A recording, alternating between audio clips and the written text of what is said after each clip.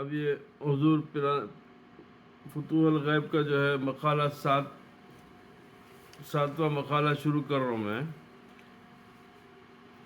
بسم اللہ الرحمن الرحیم. حضور غوث اعظم دستگیر رضی اللہ تعالیٰ نے فرمایا کہ خود کو نفس کی خواہش اور پیروی سے نکال کر یکسو ہو جاؤ اور اس کے پیچھے نہ چلو اور اپنے وجود کی مملکت سے بیگانہ ہو جاؤ. یعنی میں کچھ ہوں یہ خیال سے نکل جاؤ، بیگانہ ہو جاؤ اپنے وجود سے. یعنی جس چیز میں تمہارا تصرف اور حکم چلتا ہے یعنی اس سے جدائی اختیار کر لو اور ہر چیز اللہ تعالیٰ کے سپرد کر دو تاکہ وہ چاہے اللہ تعالیٰ تاکہ وہ چاہے کرے اور اسی کے حکم کے تابع ہو جاؤ اور اللہ تعالیٰ کی طرف سے دربان بن کر اللہ تعالیٰ کی طرف سے دربان بن کر اپنے دل کے دروازے پر بیٹھ جاؤ. اللہ تعالیٰ یعنی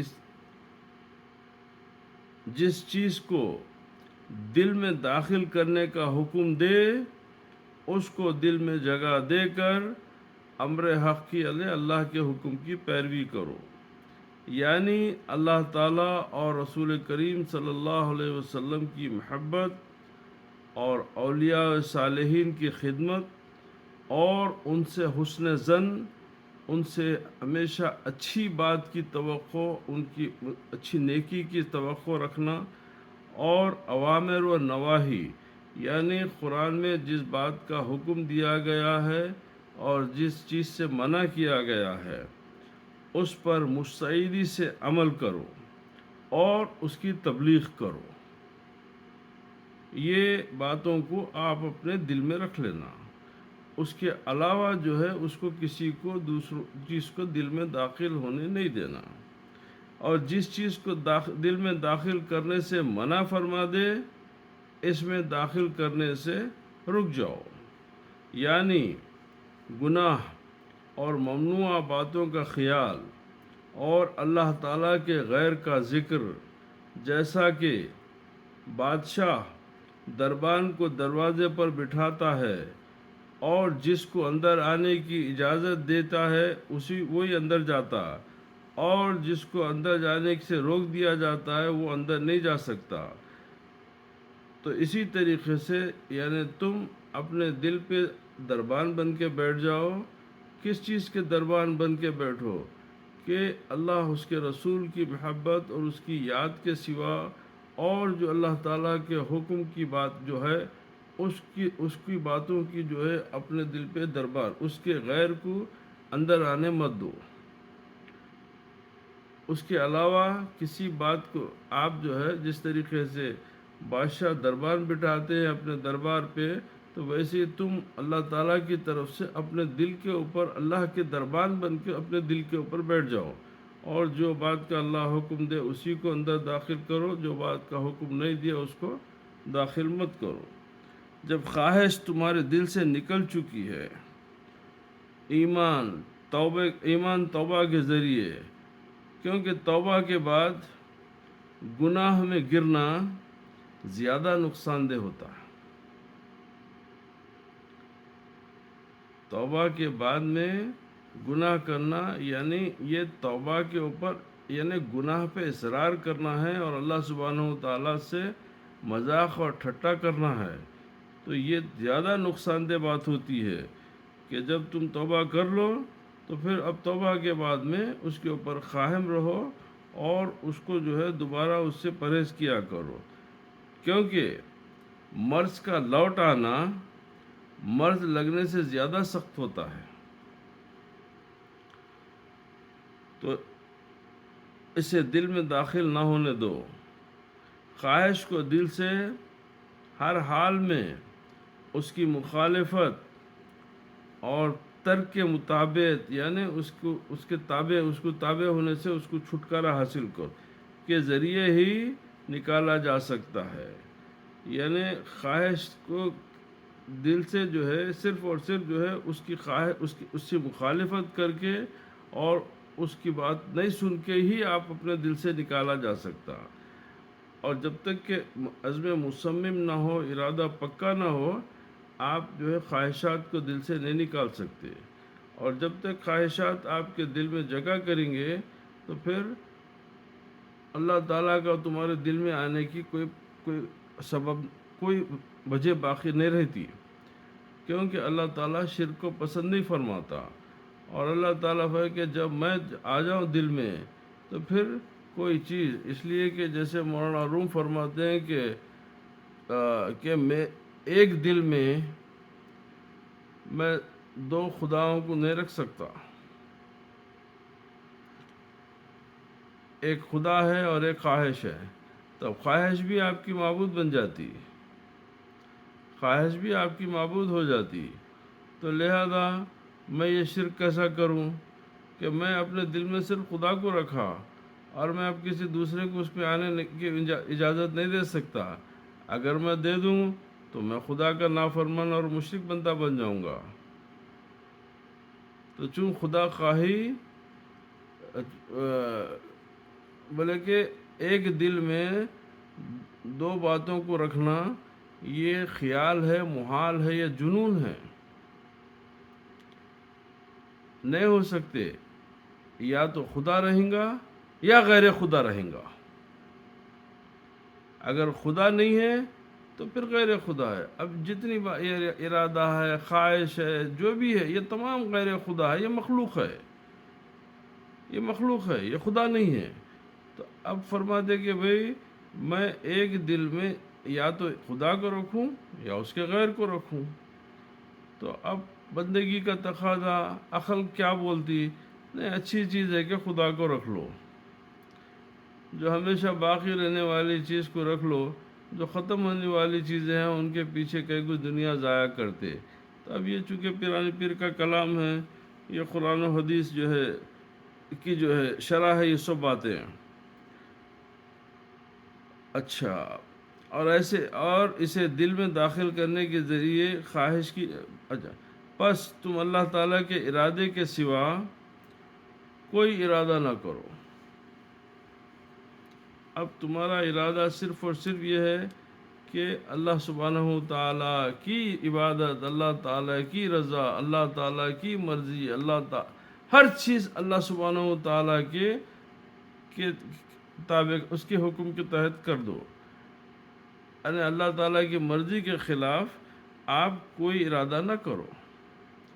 جو بھی کرو اللہ تعالیٰ کی جو ہے صرف آپ کا ارادہ اللہ سبحانہ و تعالیٰ ہونا چاہیے. آپ کے ارادے میں اللہ سبحانہ و تعالیٰ ہونا.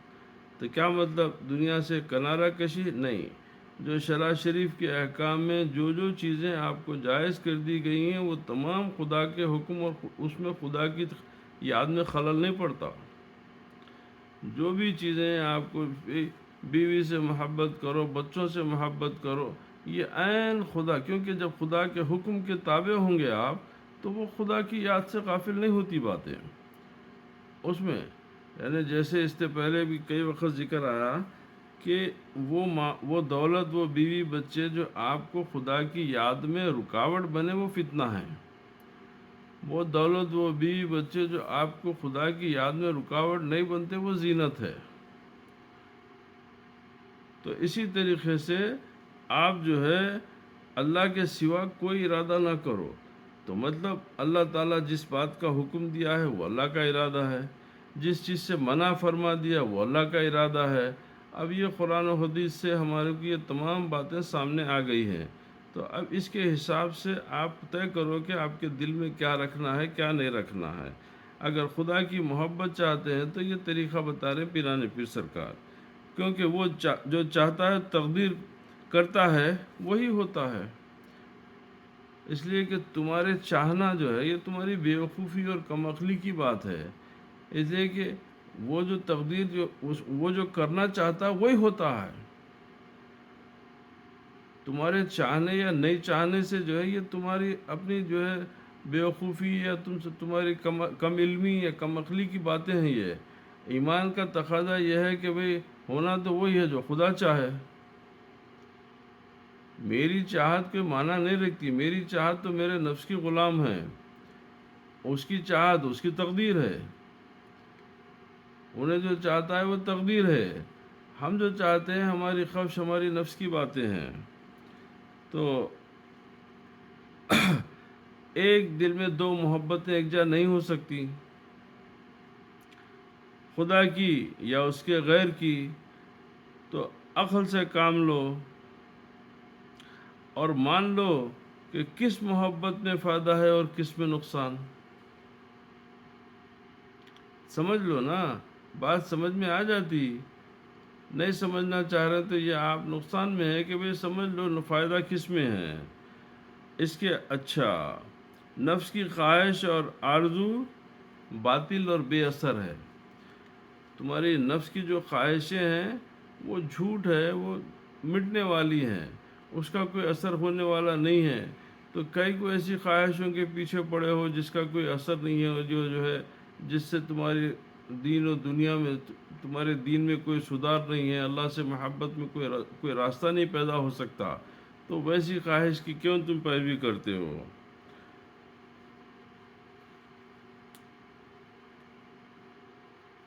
اور جو نفس کی وادی کے مسافر ہیں وہ ہمیشہ حیران و پریشان پھرتے ہیں.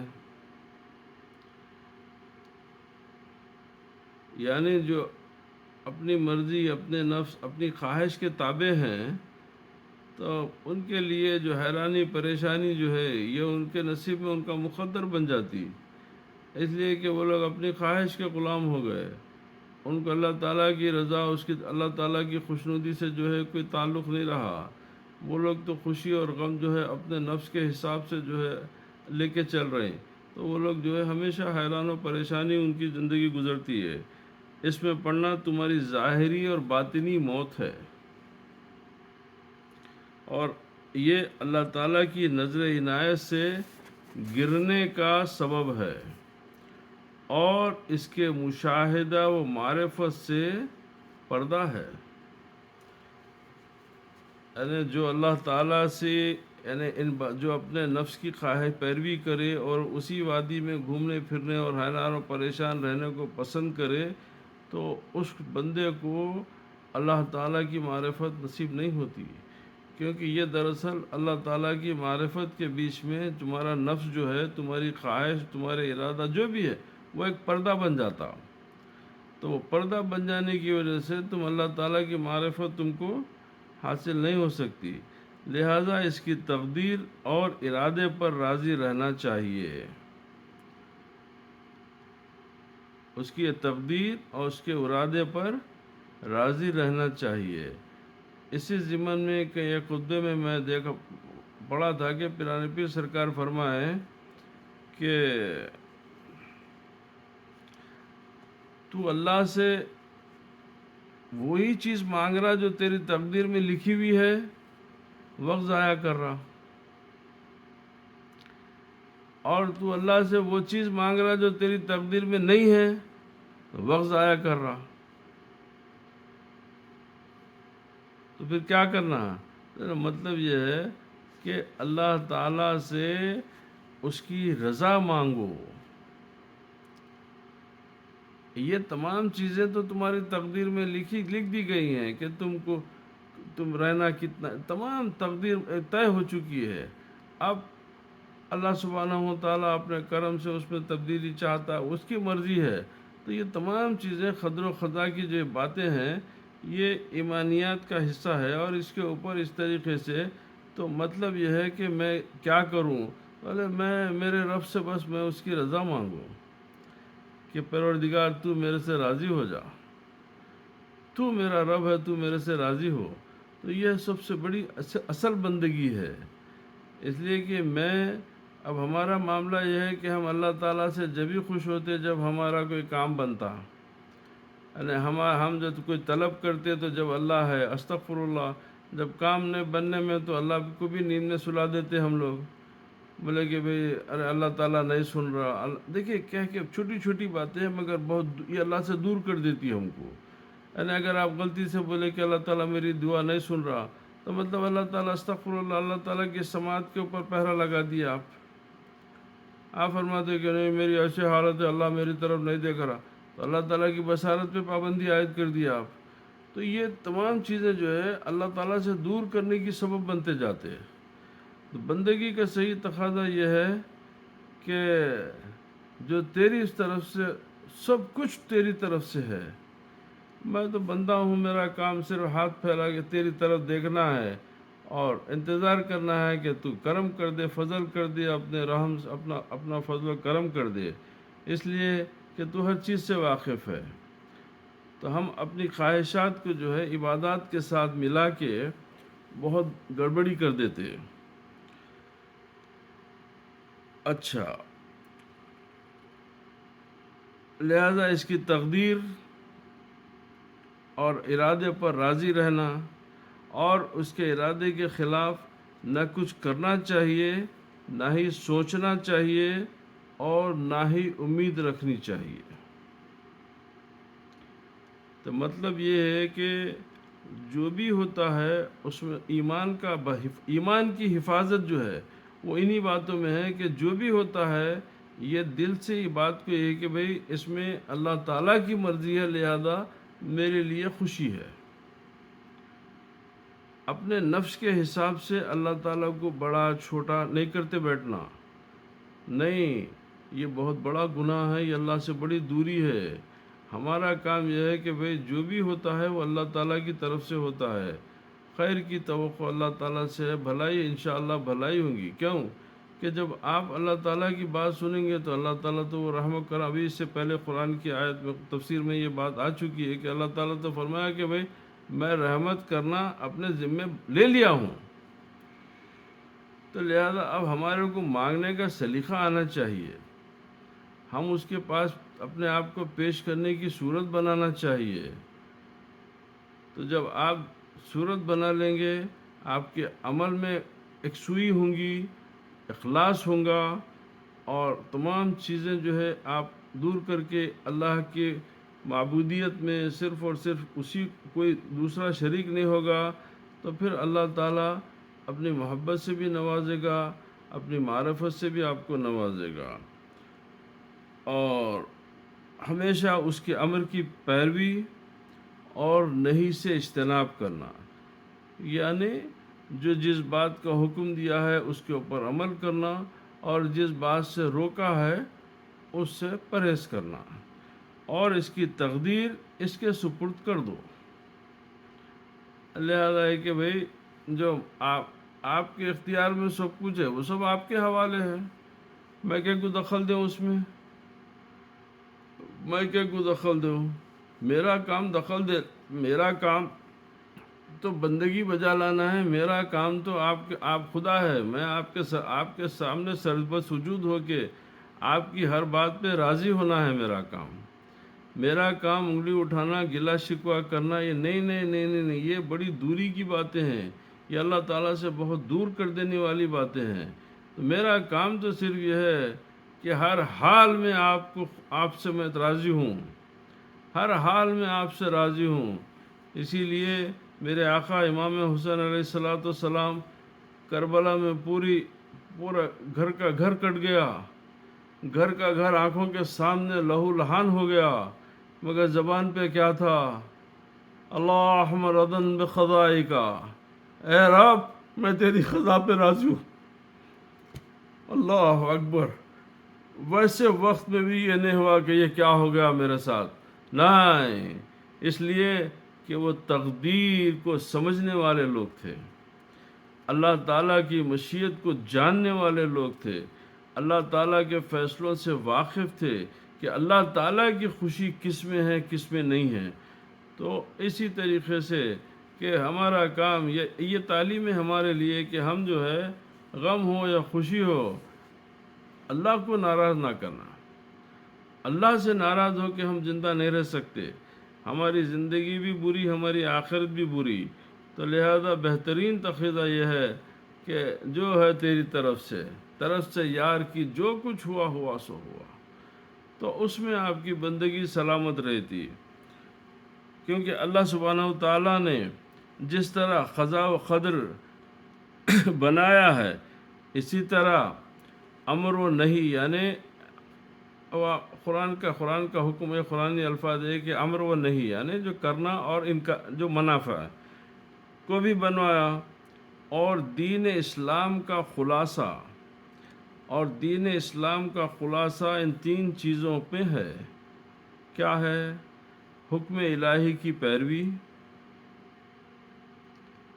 پہلا حکم الہی کی پیروی، دوسرا اس کی منع کردہ چیزوں سے رکنا، اور قدر پر راضی ہونا۔ یہ آپ کے 3 چیزوں میں یہ اسلام کی حفاظت ہے آپ کے، اور یہ تمام مکمل دین آپ کا ان میں سمٹ جاتا اگر آپ ان 3 چیزوں کی پیروی کریں: اللہ تعالیٰ کے حکم کی پیروی کرنا، اور اللہ تعالیٰ کے منع کردہ چیزوں سے اجتناب، دوری اختیار کرنا، اور قضا و قدر پہ راضی ہونا۔ یہ عین دین کی بات ہے۔ تمہارا ارادہ، خواہش اور آرزوئیں سب اس کی مخلوق ہیں۔ ہمارا ارادہ، ہماری خواہش، ہماری آرزوئیں، یہ سب مخلوق ہے، یہ خالق نہیں ہے، یہ مخلوق ہے۔ لہذا تم ارادہ اور خواہش نہ کرو، اور کسی چیز کی آرزو نہ کرو، تاکہ تم شرک کرنے والے نہ بنو۔ اس لیے کہ اگر تم خواہش کی پیروی میں لگ گئے تو معاملہ بگڑ جائے گا۔ تم اپنے ارادے اور اپنے جو ہے آرزوؤں کی پیروی میں لگ گئے اور اسی کے پیچھے سرگرداں رہے، اسی کے پیچھے جو ہے اپنی عمر گنواتے رہے، تو یہ تو یار تم اللہ سے بہت دوری اختیار کر لیے، تم بہت دور ہو گئے اللہ سبحانہ و تعالیٰ سے۔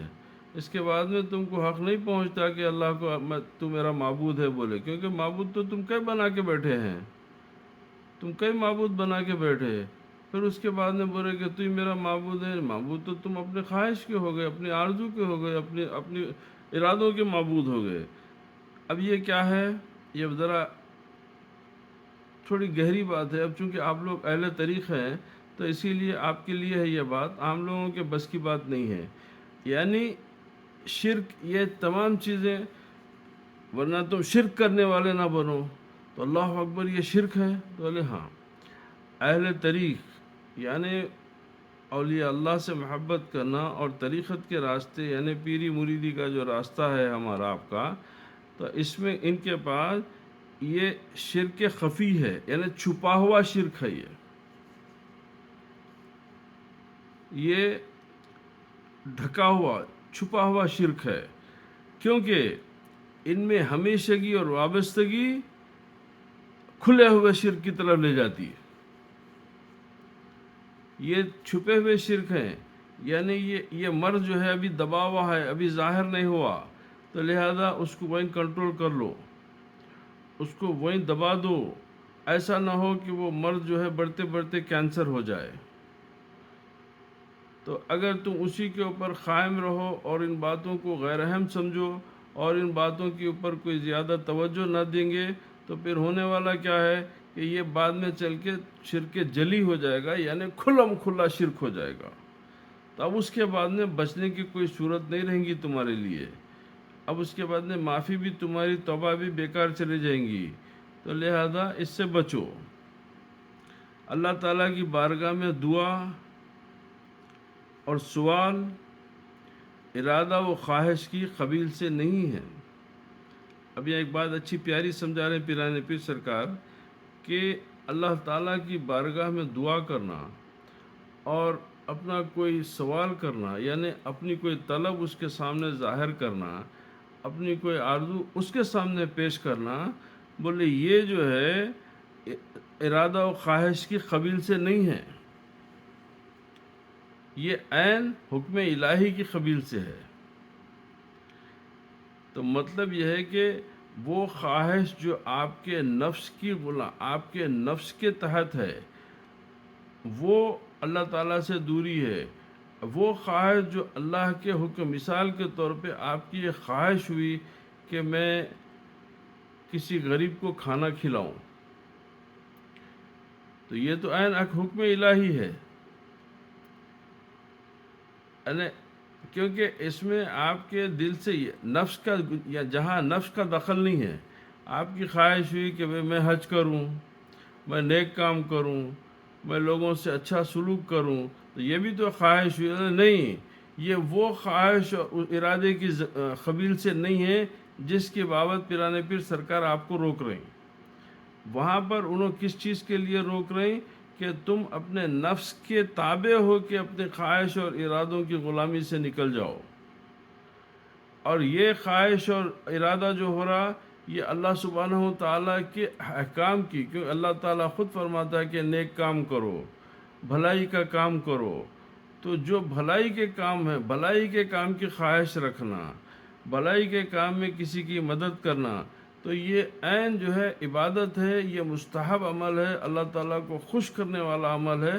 یہ خواہش اور وہ اس کے جو ہے قبیل سے، یعنی وہ خاندان سے اس کا کوئی تعلق نہیں ہے۔ یہ تو عبودیت ہے، بولے یہ تو عین بندگی ہے کہ بندہ امر الہی کی پیروی کا قصد کرتے ہوئے، یعنی اللہ تعالیٰ کے حکم کی پیروی کا ارادہ کرتے ہوئے اس کو بجا لاتا ہے۔ جیسا کہ دیکھیے اچھی بات ہے، بلے کہ وقت آنے پر نماز معمور بے ہے، دعا بھی وبا کے اترنے اور نہ اترنے کے خوف سے کے سبب وہ بھی معمور ہے۔ اب فرق کیا ہے؟ بھائی نماز وقت کے اوپر نماز پڑھنا بھی فرض ہے، اور بلاؤں کے اترنے یا اس وقت میں دعا کرنا، اس کے لیے دعا کرنے کا بھی حکم دیا گیا ہے۔ تو مگر فرق یہ ہے کہ نماز کے وقت پہ نماز پڑھنا فرض ہے، اور بلاؤں کے وقت میں دعا کرنا یا نہیں کرنا یہ فرض نہیں ہے۔ اللہ تعالیٰ آپ کو اجازت دیا برابر، مگر بولا کہ یہ فرض نہیں ہے۔ اور دعا بھی اگر بطریق خواہش نفس تعمیل بشری ہوگی تو اس کا کوئی اعتبار نہیں۔ یعنی آپ دعا یہ کر رہے ہیں کہ جس میں صرف اور صرف آپ کی نفس کی تکمیل ہو، اس میں آپ کے صرف نفس کا دخل ہے، تو بولے یہ دعاؤں کا اس کا کوئی اعتبار نہیں ہے اللہ کے پاس۔ اب حاصل کلام کیا ہے؟ تو حاصل کلام یہ ہے کہ اگر ارادہ عبد یعنی بندے کا ارادہ حق یعنی اللہ کے ارادے کے مطابق ہو جائے، اور بندہ اللہ تعالیٰ کے حکم اور ارادے کے پیش نظر ارادہ کرے، تو وہ در حقیقت ارادہ نہیں ہے۔ اگر میری کوئی خواہش اور میرا کوئی ارادہ اللہ سبحانہ و تعالیٰ کے حکم کے مطابق ہے، اللہ تعالیٰ کی اجازت کی ہوئی چیزوں کے مطابق ہے، تو وہ میرا خواہش، میرا ارادہ نہیں ہے، وہ تو میں عین ارادہ الہی کے تابع ہوں، میں عین ارادہ قدرت کے تابع ہو کے آگے بڑھ رہا ہوں، میرے ارادے سے آگے نہیں بڑھ رہا ہوں۔ جس چیز کا مجھے حکم دیا گیا ہے میں اسی ارادے کے تحت کام کر رہا ہوں۔ تو اس میں تو بولے کیا ہے؟ بولے میرا محبوب مجھ سے محبت رکھتا ہے، میرا محبوب مجھ سے محبت رکھتا ہے، اسی لیے مجھے بھی اپنے آپ سے لگاؤ ہے۔ یا بھائی کو پسند آئی یہ بات؟ مطلب میرا محبوب مجھ سے محبت رکھتا ہے، اسی لیے مجھے اپنے آپ سے لگاؤ ہے، ورنہ میں اپنے آپ کو نہیں چاہتا۔ میں اپنے آپ سے محبت اس لیے کرتا ہوں کہ میرا محبوب میرے سے محبت کرتا ہے۔ اللہ سبحانہ و تعالیٰ فرماتا ہے کہ جسے اپنے رب سے ملنے کی امید ہو. یہ قرآن کی آیت کی تفسیر ترجمہ فرما رہے پیرانے پہ. اللہ تعالیٰ فرماتا ہے کہ جسے اپنے رب سے ملنے کی امید ہو اسے چاہیے کہ نیک کام کرے اور رب کی بندگی میں کسی کو شریک نہ کرے. شرک صرف بتوں کی پوجا ہی نہیں ہے. شرک صرف بتوں کی پوجا ہی نہیں ہے، اپنی خواہش کی پیروی اور اللہ تعالیٰ کے ساتھ اس کے علاوہ یعنی اس کے ما سوا، اللہ کے ما سوا دنیا اور اس کی اشیاء، آخرت اور اس کی اشیاء کو اختیار کرنا بھی شرک ہے. اللہ اکبر، اللہ اکبر. یعنی کیا بات ہے، بولے اپنے خواہش کی پیروی اور اللہ تعالیٰ کے ساتھ اس کے ما سوا دنیا اور اس کی اشیاء، آخرت اور اس کی اشیاء کو اختیار کرنا بھی شرک ہے. تو یہ نہیں کہ اب بندگی خالص یہ ہوئی کہ میرا مطلوب تو، میرا مقصود تو، میرا معبود تو، کوئی اور شے میرا معبود نہیں ہو سکتا. تو جب اس درجے تک آپ کی بندگی نہیں پہنچیں گی آپ کو اس کے دروازے کا راستہ نہیں ملے گا. اس کا دروازہ ہمیشہ بند دکھیں گا آپ کو. اگر وہ دروازہ کھلانے کی آرزو ہے تو اس طریقے سے اس اخلاص کے ساتھ بندگی پر عمل کرنا شروع کرو. جو چیز خدا نہیں اور خدا کے لیے بھی نہیں وہ اللہ تعالیٰ کا غیر ہے. جو چیز خدا نہیں اور خدا کے لیے بھی نہیں وہ اللہ تعالیٰ کا غیر ہے. یعنی جیسے اس بات کو سمجھنے کے بھئی اب آپ لوگ کل معشوق ربانی کی بارگاہ کو جا کے آئے، تو اب کیونکہ معشوق ربانی کے پاس جانے کی اصل سبب یہ تھی کہ معشوق ربانی اللہ کے ولی ہے، تو وہ اللہ کے لیے ہوا کہ میرا مقصود یہ ہے کہ میں اللہ کے ولی کے پاس جا کے قدم بوسی کروں، ان کی حاضری دوں، ان کو سلام پیش کروں تو میرا رب میرے اس عمل سے خوش ہوگا. تو وہ خدا کے لیے ہے، تو وہ آپ کے لیے وہ مستحب عمل ہے، مسنون عمل ہے، اور آپ کے لیے اللہ کو خوش کرنے کا ذریعہ ہے یہ عمل. کیونکہ وہاں پہ آپ کی خواہش کا دخل نہیں ہے، آپ کی کوئی ایسا وہ نہیں ہے. آپ کی خواہش اب یہ ہو رہی وہاں پہ کہ میں ایک اللہ کے ولی کے پاس جا کے ان کی بارگاہ میں سلام کروں، تو یہ اللہ کے لیے ہو جاتا. تو کیونکہ اب یہ اللہ تعالیٰ کا اس کو غیر نہیں ہے. یہ جب تم غیر کی طرف میلان کرو گے، جب تم ان کی غیر کی طرف رغبت کرو گے اور اس سے سکون آرام حاصل کرو گے، اللہ تعالیٰ کے ساتھ شریک ٹھہراؤ گے. یعنی اگر وہاں پر جانے کے بعد میں آپ کو اللہ تعالیٰ کی یاد کی بجائے خبر کا سنگ مرمر اور اس کا غلاف اور اس کے پھولوں میں آپ کی دلچسپی زیادہ ہے اور اللہ تعالیٰ سے جو ہے آپ کی کوئی رغبت نہیں ہو رہی، وہاں جانے کے بعد میں آپ کے دل میں اللہ تعالیٰ کی کوئی یاد نہیں آ رہی، صرف آپ جو ہے وہ وہاں کی ڈیکوریشن کو، شینڈلیئر کو، اس کی جو چیزوں کے اندر ہی اگر آپ گم ہو جا رہے ہیں تو نہیں، یہ نقصان، یہ کوئی فائدے کی بات نہیں، یہ سب بیکار بات ہے. وہاں جانے کے بعد میں آپ اللہ تعالیٰ کی یاد آنا چاہیے. ان کی مزار کو دیکھ کے آپ کو ایک جذبہ پیدا ہونا چاہیے، مولا تیرے سے محبت کرنے والے کی یہ شان ہوتی ہے، تیرے مخلص بندوں کی یہ عظمت ہوتی ہے، تو اپنے بندوں کو ایسا سرفراز فرماتا ہے. تو وہ عین عبادت ہے. وہ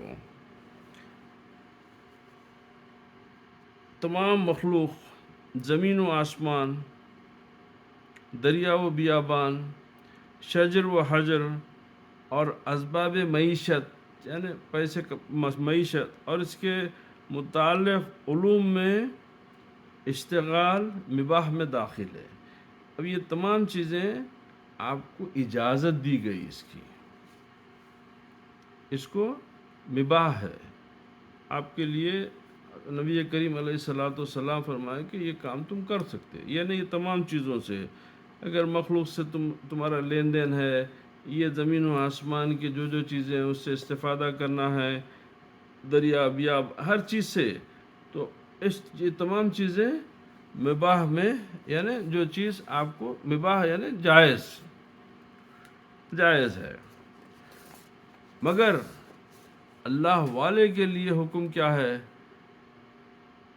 جو اللہ کے راستے میں اپنی آگے بڑھنے کی جو کوشش میں لگا ہوا رہتا، اس کے لیے حکم یہ ہے کہ جس طریقے سے اللہ سبحانہ تعالیٰ کے ممنوع کی ہوئی چیزوں سے پرہیز کرتا ہے، انہیں مباح کو بھی چھوڑ دے۔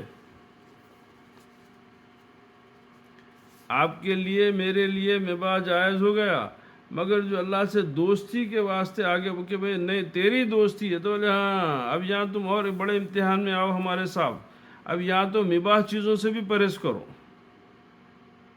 کیوں کہ تم اس کو بغیر چھوڑے ہمارے قرب میں ناقص رہو گے، ہمارا قرب حاصل کرنے میں ناقص رہو گے۔ تو تجھے غیر حق سے پرہیز کرنا چاہیے، سکون نہیں پکڑنا چاہیے، ڈرنا چاہیے۔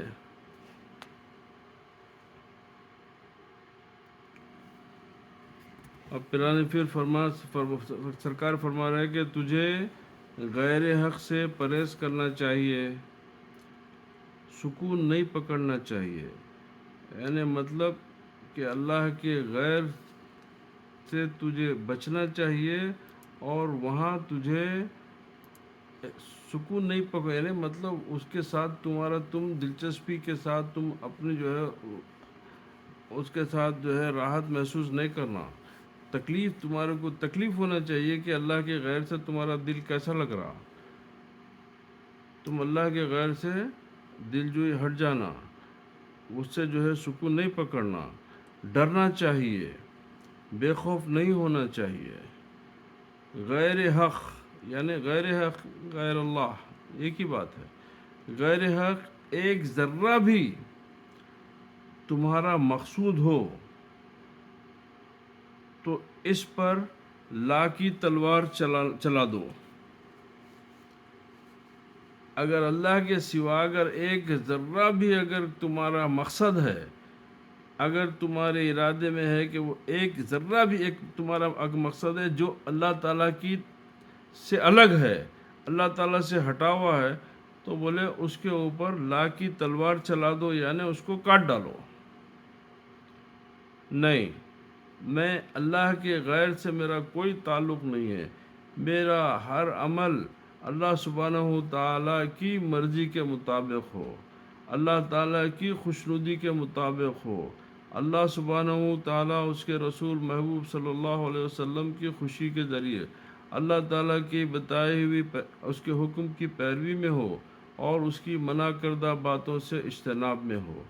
تو اگر اس کے علاوہ اگر ایک ذرہ بھی فرما رہے ہیں کہ ایک ذرہ بھی اگر تمہارا مقصد اس سے ہٹ کے ہے، تو تمہاری بندگی کی بقا اس میں ہے کہ تم اس کے اوپر تلوار چلا دو، یعنی اس کو کاٹ ڈالو، نکال ڈالو، کیونکہ وہ تمہارا معبود ہو جائے گا۔ وہ تمہارا اگر تم تلوار نہیں چلا کے اس کو نہیں جلا دو گے، اس کو نہیں کاٹو گے، تو وہ تمہارا معبود ہو جائے گا۔ اپنے حال کی تحقیق کرو، غافل و بے خبر نہ بنو، تاکہ اپنے اندر شرک کی باریکیوں اور مخفی باتوں کو دیکھ اور سمجھ سکو۔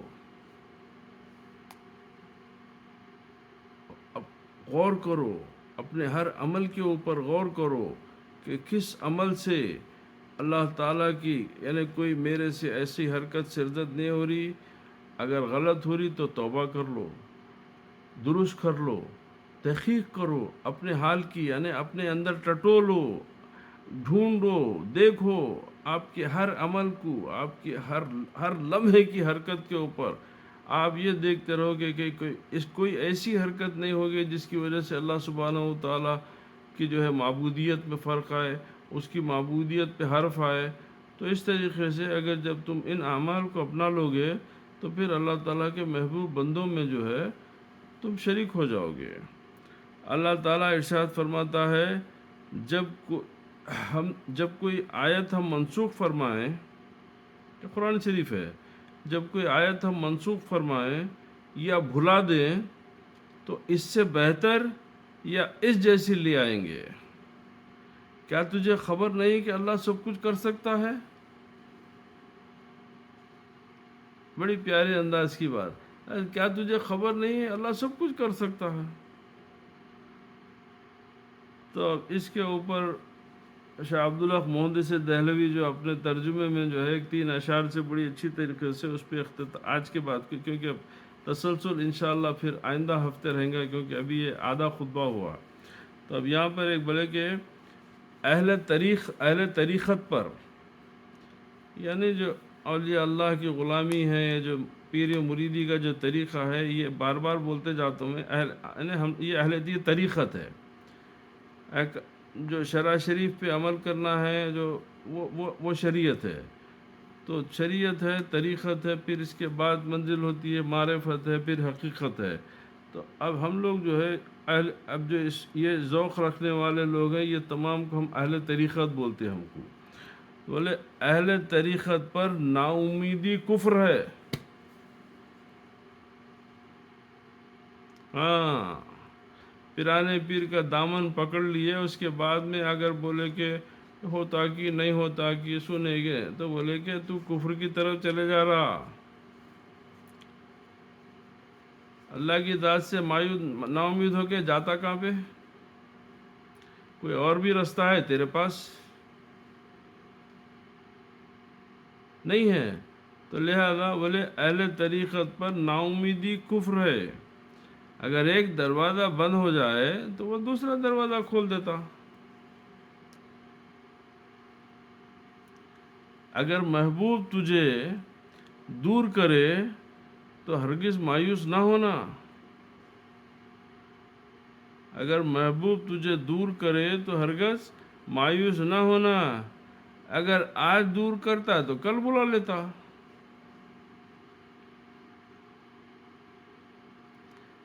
کبھی وہ محبوب مہربانی سے نوازتا ہے، کبھی وہ محبوب مہربانی سے نوازتا ہے، اور کبھی ناز سے قتل کر دیتا ہے۔ محبوب ہے، اس کا اختیار ہے، جو چاہے سلوک کرے ہمارے ساتھ۔ تو بولے جب انہیں محبت کرتا تو اس کی مرضی ہے کہ کسی کو اس طریقے سے آزماتا، تو کسی کو منصور حلاج کی طرح کھال کھنچوا دے کے ٹکڑے ٹکڑے کروا کے آزماتا، کسی کو کربلا میں پورے خاندان کو جو ہے شہید کروا کے آزماتا۔ یہ محبوب کے طریقے ہے، یہ محبوب کا انداز ہے۔ بولے تو کبھی وہ محبوب مہربانی سے نوازتا ہے تو کبھی ناز سے اسے قتل بھی کر دیتا ہے۔ دل لگی کرتے ہوئے پہلے زندہ کرتا ہے، پھر قتل کرتا ہے۔ یہ محبوب کا انداز ہے۔ تو اب ہمارے لیے یہی ہے کہ ہم اس کی ہر ادا پہ قربان ہو جائیں، ہر ادا پہ خوش ہوں۔ یہ بندگی ہے۔ بندگی گلا شکوہ کرنے کا نام نہیں ہے، وہ اللہ سے دور ہونے والی بات ہے۔ اللہ سے بندگی کا یہ ہے کہ بھئی اللہ تعالیٰ کی طرف سے جو ہوا اس کو قبول کر لیں، اور اسی میں قبول مجبوری ہو کے، دل برداشتہ ہو کے، مایوس ہو کے قبول کرنا، یہ کمزور ایمان کی بات ہے۔ قبول خوشی سے کہ بھئی جب مولا کی طرف سے ہوا تو اچھا ہوا ہوں گا، جب میرے رب کی طرف سے ہے تو اچھا ہے۔ تو یہ چیزیں جو ہے اللہ سبحانہ و تعالیٰ کے کا قرب حاصل کرنے، اس کی معرفت کے لیے اور اس کی محبت کے حصول کے لیے بڑی جو ہے کارآمد باتیں ہیں۔ اب چونکہ پیرانے پیر غوث اعظم دستگیر رضی اللہ تعالیٰ عنہ کا فرمان ہے، تو ہر بات جو ہے وہ اللہ اس کے رسول کے حکم کے تابع ہے۔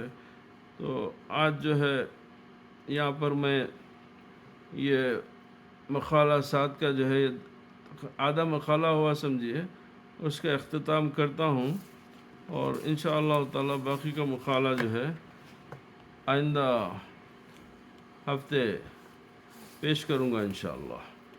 وآخر دعوانا الحمدللہ رب العالمین۔ اللہ سبحانہ و تعالیٰ اپنے کرم سے، اپنے فضل سے صدقے میں نبی پاک علیہ الصلوۃ والسلام کے، ان کے اہل بیت اطہار کے، میرے آقا، میرے مولا، میرے پیر شیخ عبدالقادر جیلانی غوث العظم دستگیر رضی اللہ تعالیٰ عنہ کے صدقے، ان کی عزت کا واسطہ اللہ تعالیٰ ہماری دعاؤں کو قبول فرما رہے، اللہ تعالیٰ ہماری گناہوں کو معاف فرما دے، اللہ تعالیٰ ہماری کوتاہیوں کو درگزر فرما دے، ہماری خطاؤں کو درگزر فرما دے، اور اپنے کرم، اپنے فضل کا دروازہ ہم پہ کھول دے، ہماری جو آرزویں ہیں، جو مرادیں ہیں، اللہ تعالیٰ اس کو پوری کرے، اللہ اپنے حبیب کے سوا دنیا میں کسی کا محتاج نہ کرے، اللہ تعالیٰ ہم کو دنیا و آخرت کی رسوائی سے محفوظ کرے، اور اللہ تعالیٰ صالحین میں ہمارا شمار کرے، ہمارے گناہوں کو بخش دے، اور نیک بندوں میں ہمارا شمار کرے۔ پروردگار ہماری جو چھوٹی موٹی عبادتیں ہیں اس کو قبول فرما کے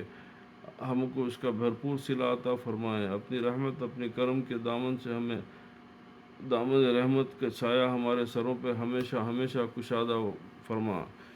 صدقہ غوث اعظم دستگیر کا ہمارے تمام شیوخ کرام کے واسطے سے اللہ تعالیٰ ہم کو ایمان پہ قائم رکھے، ایمان جن باتوں کو ہم تلاوت کرے ہیں، جو پڑھے ہیں، اس پہ عمل کرنے کی توفیق عطا کرے، اور انشاءاللہ خاتمہ بالخیر ہو۔ وآخر دعوانا الحمدللہ رب العالمین۔